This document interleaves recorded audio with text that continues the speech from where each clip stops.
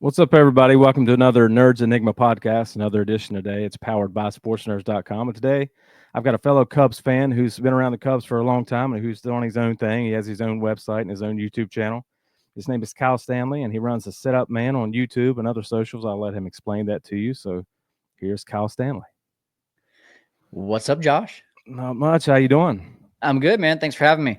So I just recently discovered you. Like I said, we talked before. I'm new to the YouTube thing again, getting back into it. And I recently discovered your channel, and it's good to meet another Cubs fan. Obviously, there's around where I'm from, there's not a whole lot of them, but it's good to meet somebody with, somebody likewise. And Yeah, well, they like I've always said, hate to love the Cubs. It's kind of been my life. Right. So I wanted to start off with, where did your love for the Cubs, like, when did it first start? I read your about page on your website, and you said a couple things that we'll touch on. But where did your love for the Cubs first begin?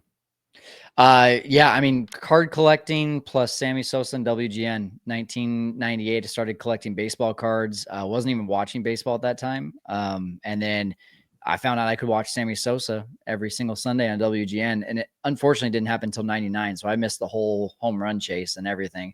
And yeah, so, it's tough not to become a really big time Cubs fan when you watch WGN and the intense homers that Chip Carey and Steve Stone were, right? And all the passion, all the tradition.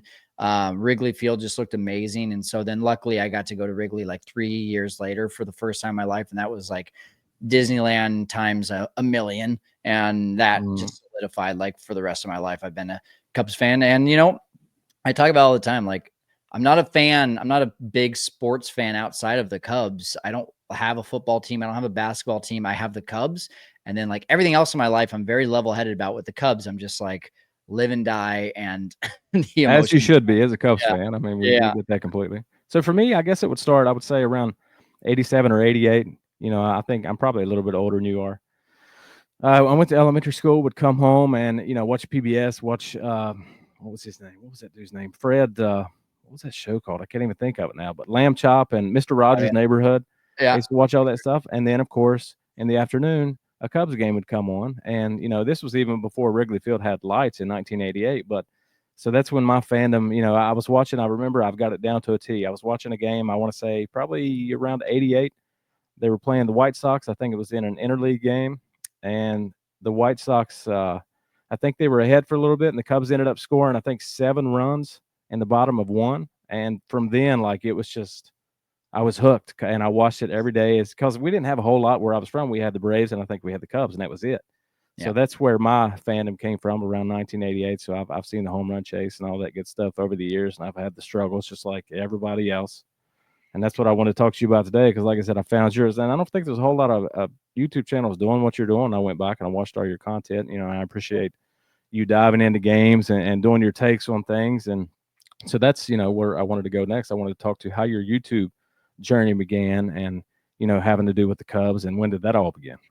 Yeah, that actually started officially December of 2023, so it hasn't been very long. And so real estate is what I do full time. I'm a real estate investor, do Airbnbs, flips, all that kind of stuff. So we've been blessed to be able to build up enough real estate to where it pays for a lot of our lifestyle, between my wife, and we got a daughter, 2 years old, and we got another one on the way. And so we've been really blessed to be able to figure out how to make money in our sleep. And so at that point, it was like, well, what do I want to do with my free time? And the entrepreneur brain, had all these ideas, but then the like side of me of just being a genuine Cubs fan. I was a sports anchor right out of college as well. And I didn't like being told what type of content I was creating, how to do it. I didn't like being told how to do things at any level. So, that's why I became an entrepreneur. And then, to now come back to it and say, like, hey, this is for fun. This is a passion project. If it ever turns into something bigger, that's great. But, I don't care if I get 500 views on a video or 500,000 views on a video. I just really enjoy making Cubs content. And, I have the background of making videos and editing. I've been editing since, 20 years old. So it just was a natural fit of like, where do I want to spend my time and what am I passionate about? And it was the Cubs. So it's been fun. And the most rewarding part about it, I would say, is two parts. Like one, now like to grow up as a Cubs fan and then actually have Cubs fans who actually care about the content that I'm creating. That's pretty cool. Like selfishly, that's kind of a really cool right to enjoy. But then secondary is like seeing and meeting these players and having actual like deep conversations with Justin Steele, with Ben Brown, with Matt Shaw, with all these guys. It's like, it's really cool. It humanizes the game. And honestly, it's awesome to see where this organization is at in terms of the types of guys that are on the team. They're just good dudes. And it's easier to root for good people, man. Right. It really is.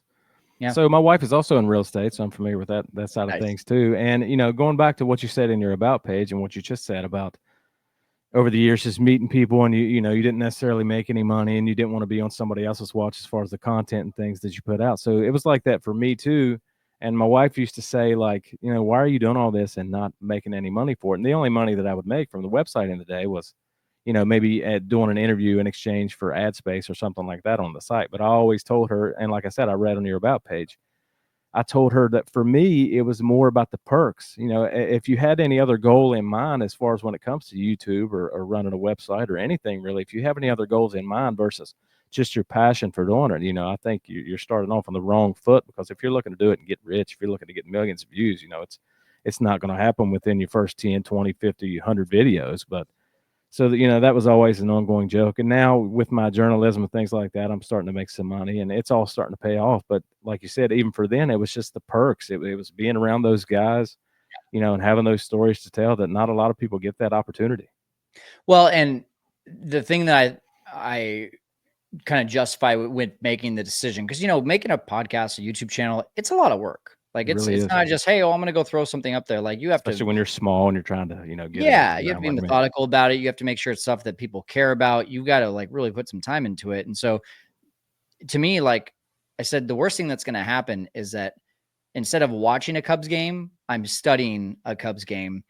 And then I'm going to go and talk about the Cubs. And I need that. I'm in California. I'm not in Chicago. I can't just go to a bar or like call up a Cubs fan friend and be like, let's watch the game together and complain and vent to each other after that. Like, I don't have that. So this was actually my platform for just being able to keep myself like emotionally stable when the Cubs would blow a ninth inning lead, you know?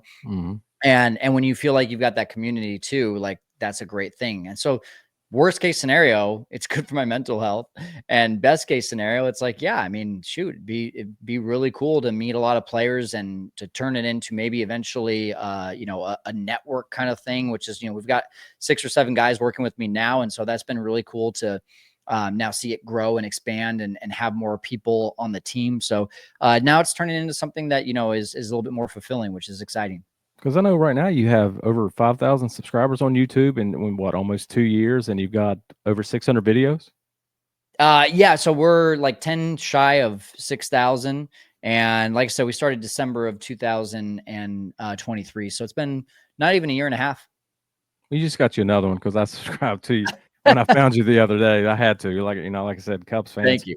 around my part are few and far between. So Yeah. it's good to have somebody like that.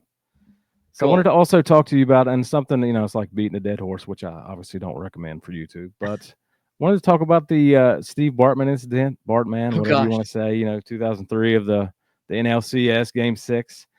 Was it something to you? You know, give me your opinion on that, because for me, even then when it happened, like I said, I've been a Cubs fan almost my whole life, so I was watching that real time. And I remember even then thinking that dude didn't do anything that anybody else would do. He didn't necessarily reach over the wall. And I think that he assumed he was high enough on the wall that Alou couldn't get to the ball anyway. So just give me your thoughts on that. Do you hold a grudge, you know, toward him, or give me your thoughts on Bartman? Oh man, I honestly haven't thought about it for years. Right. And it seems to have kind of disappeared, because he was offered, I think he was offered $25,000 for an appearance here. He's offered VIP for the Cubs. I think he was offered something, you know, for the Super Bowl. And the guy, they have absolutely ruined his life, and he's completely disappeared. He had to, you know, obviously move and quit his job and all that good stuff. But just tell me your feelings toward him. I mean, I don't think anyone was more happy that the Cubs won a World Series in 2016 than Steve Bartman. That would be my assumption. And they sent him a World Series ring too, I believe. I sure hope they did. If they did, I think they I did. didn't know about that, but that's awesome. He deserves that. I mean, he deserves a lot of apologies from a lot of people because yeah, it's exactly what you said. Like you're not, I mean, you know what's crazy is you got that doofus at the Yankees game literally trying to rip out the ball at a Mookie Betts glove here. No name is him, and that guy intentionally try. From what I heard, he was banned from MLB stadiums for the rest of his life, which that's someone who deserves that. You literally, and then he goes on Barstool Sports, which don't get me started with them, but like, and he's like glorified for that. Can you imagine Steve Bartman going onto a Marlins podcast the next day and being glorified for what he did? Like, then at that point, it's like, yeah, you know, you would absolutely have every right to dislike the guy, but you could tell. I mean, he's listening to the radio. He was the biggest fan of anybody, and he was just the only one to touch that ball. There were other people who reached for it, and like I said, I think he thought he was high enough on the wall that Alou couldn't get to it to begin with. Yeah. Well, I think Moises Alou sadly reacted very poorly to that. I think if he doesn't react, if he just kind of looks at him and goes, dude, really? Instead of throwing his glove, throwing a fit, that doesn't happen. Then Alex Gonzalez doesn't make the error right after that, which by the way, if Alex Gonzalez turns that double play out of it and no one even knows that guy's name. And so it's just, you know, you hate to see that good people have bad things happen to them. And you don't know how good of a person he was, but he just seems like a good dude. And you also have to realize too, though, that fans, the word fanatic is emotionally, like part of the definition is that you're emotionally wild. And, you know, as a Cubs fan, as a baseball fan in general, when something like that happens, you're going to be looking for a scapegoat. No one thought at the time to blame Alex Gonzalez. No one thought at the time to blame Moises Alou for his reaction. They all want to blame the guy who started the chain reaction. And you can also blame the media for that too, you know, which just sucks because, but you know, honestly, yeah, I mean, I just haven't thought about it for years, and I hope the guy is doing well. And I hope that for that reason, he didn't have to deal with too much for too long there. I don't know, you know, where he's at now, but like I said, I do think 99% sure they sent him a World Series ring. You know, I guess they found him because he disappeared off the face of the planet, which is sad that he had to do that. But so I wanted to also talk to you. You said you have made it to Wrigley Field, right? You've been to a game at Wrigley? Oh yeah. So my first time. Okay, so my first time after being a lifelong fan was 2008. I went to the Cubs Astros game with a friend. I think Ted Lilly was on the mound against Roy Oswalt, and I just remember walking around the stadium and just being in awe of something you've seen your whole childhood and been a fan of. And of course, we had to make it down to the brick. We just wanted to touch the wall, you know. And we went down and talked to Lou Piniella for a little bit. He was there talking. I forget one of the coaches he was talking to. Nice. Just realizing like the outfield is such a party. They were taking a water hose and spraying people out there, and it was such a good time. And I would love for my wife to go back, and I do plan on getting back at some time soon. But what did you think of your experience in Chicago? And for me, I ask because when I was there, you know, that side of Chicago gets, I guess people consider it to be the bad side of Chicago. But while I was there, you know, this is just from the outside in. We went over to what used to be Comiskey too. And to me, that seemed like the worst part of town compared to Wrigley. So, you know, what are your thoughts as far as where the stadium itself is based?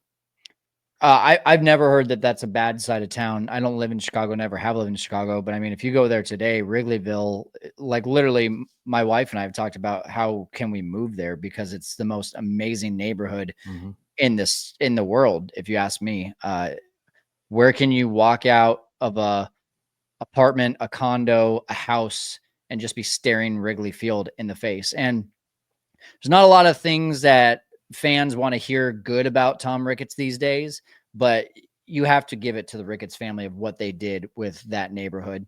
I don't remember when I was a kid. I was 13, 14 years old the first time I went there, and all I cared about was getting in 3 hours before the game, watching batting practice, all the things that you care about as a kid. And then I went again when I was 19, and that's just too long ago for me to really remember like anything about the neighborhood. All I remember is inside Wrigley. But now as an adult, the neighborhood, like we go there, we go 3 hours before the game because we want to get brunch at Uncommon Ground, and then we want to drop in at Obvious Shirts and say hi to Joe, and then we want to go to Jenny's Ice Cream, and then we want to have a beer over at I can't remember the name of the place. It's right across the street, right before the game, and then we walk in 30 minutes before, and we want to, you know, get in our seat and just enjoy the scenery. And so I don't know, man. Like, there's nothing like it. To me, it's like I said, it's an adult Cubs fan version of Disney World, like, it but really on is. steroids.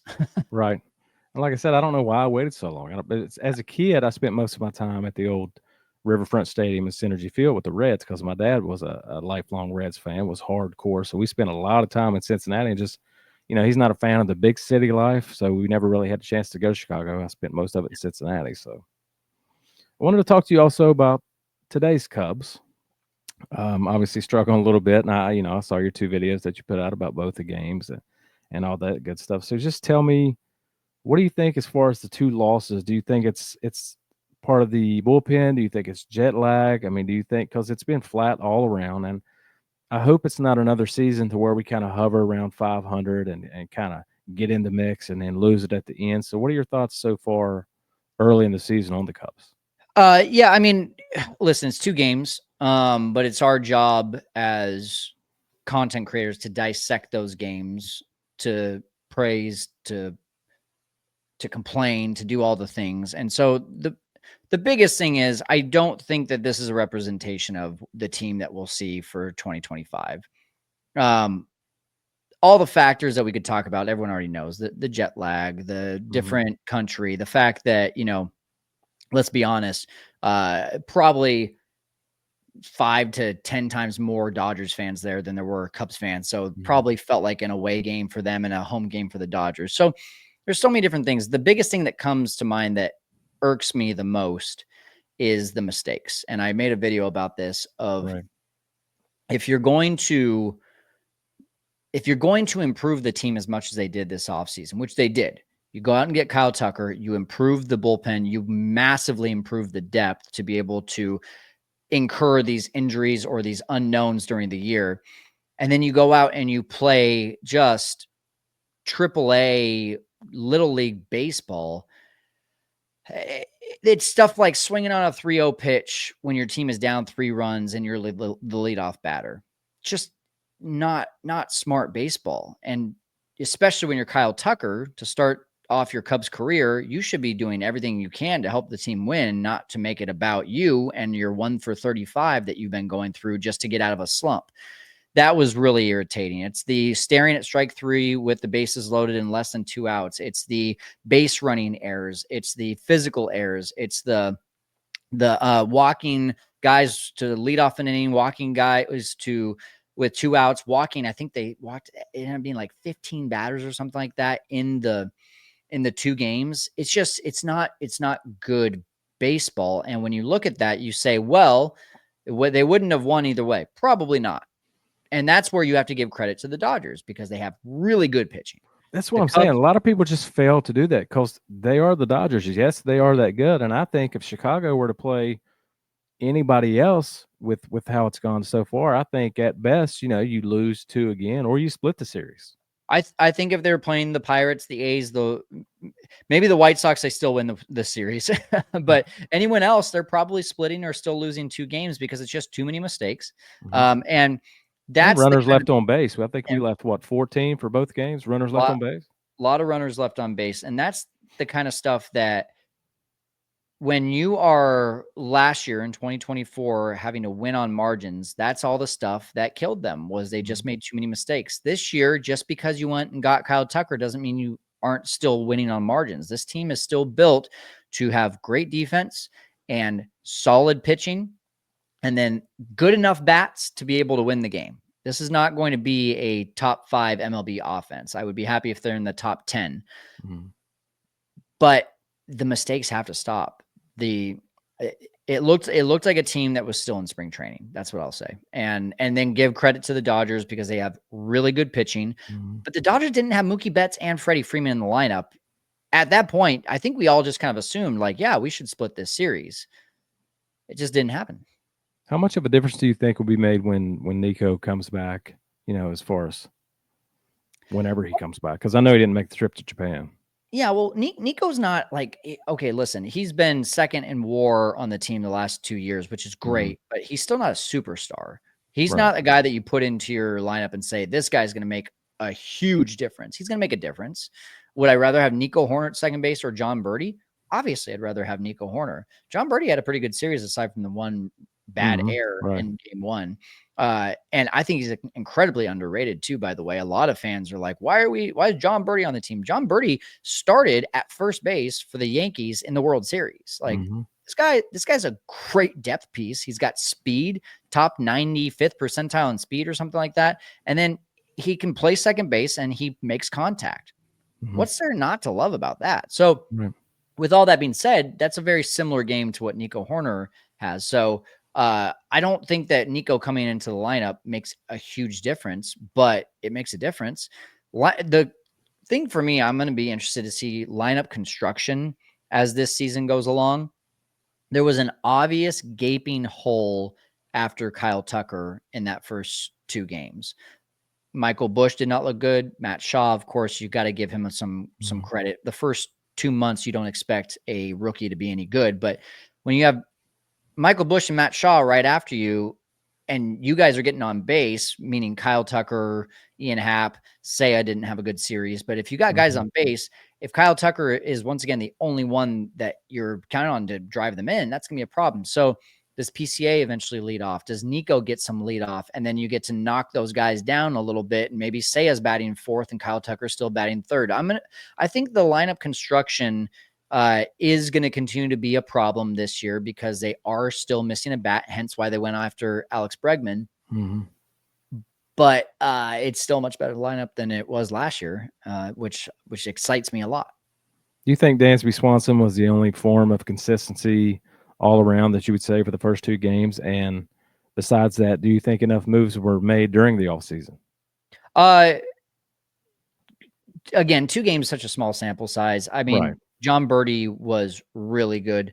Dansby Swanson looked really good. Dansby just needs to think up the middle and to the right side of the field. When he gets pull happy, that's when, he might hit a couple more home runs, but I mean, it's not worth the sacrifice of how much he swings through and rolls over and everything. So I hope if Dansby Swanson can be a 740 OPS guy this year, I mean, he's going to lead the team he's going to lead or be second to Kyle Tucker in WAR for this year.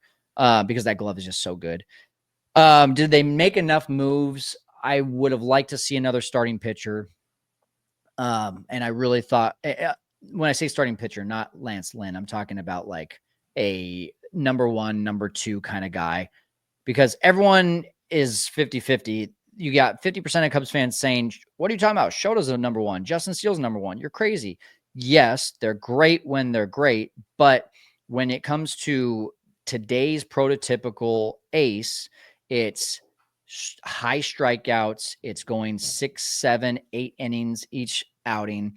And so they're missing that. They're missing the guy that it's like, oh, okay, well, at least we know this guy's going to give us 7 or 8 innings and he's going to strike out 12, 13 guys and he's going to shut them down. That is a missing piece for the Cubs right now. So I would have liked to seen that. I'm really excited about the bullpen depth. A lot of people are not excited about the bullpen. I am excited about the bullpen. I'm not excited about the way we use the bullpen. For the past 2 seasons, I haven't been a fan of that.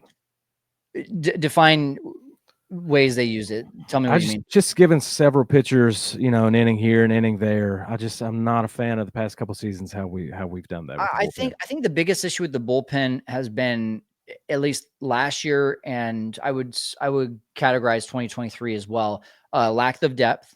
So if you remember in 23, the Cubs had a massive breakdown in September of the bullpen, and that's the reason they didn't make it to the playoffs. Right. Julian Merriweather was literally the only reliable guy by the end of the year, and I think he even petered out. Alzolay wasn't available. Mark Leiter wasn't available. And so you relied on all these guys to get you there, but then when they went down, you had nothing else left. I think Jed then said in 2024, well, at least we know those guys are going to be healthy again this year, so let's go get Hector Neris. Well, none of that stayed true. Alzolay got hurt. Merriweather got hurt. Leiter was good, but because you weren't where you wanted to be by the trade deadline, he's sent away. You get a couple of good pieces in return. And you have to figure things out with guys like Nate Pearson and Hector Neris and all these guys that were put into spots they didn't expect to be put into. Now this year, you just tell the goal was bring in really good pitching development guys, Tyler Zombro coming in, and just give him as many bullets in the gun as possible, and something is going to hit the target. And Brad Keller is a great example. I don't know if he's going to make the 26-man roster, but Brad Keller's looked really good. And Tyler Zombro is very proud of the work that he's done with Brad Keller, as I talk to Tyler every once in a while.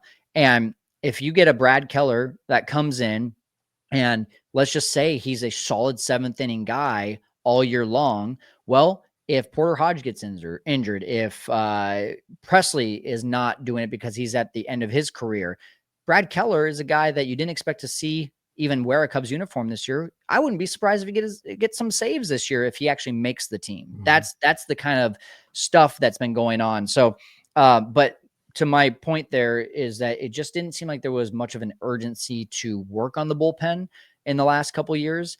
And even especially during the season, you saw Tyson Miller finally come over and start to lock things in a little bit. It took the Cubs a while to go out and get some help for the bullpen. I think Tyson Miller didn't come in until mid-May, something like that. Meanwhile, the Cubs bullpen was really struggling for the first 45 games. And they kind of have this mindset of like, well, they're going to figure it out. They're going to turn it around. Well, when you're trying to win on the margins, you just don't really have that kind of luxury. They have to be good from the get-go. So that's been my frustration with the bullpen. But going back to your original question, yeah, I mean, I'm happy with the bullpen, the way it's been constructed. The use is going to be important on how they do it. And then the lineup, it is what it is, because where else we went into the offseason saying, well, where is this lineup going to change? Who's going to take on Cody Bellinger's contract? Well, they figured out the Yankees would. Okay, there's one piece.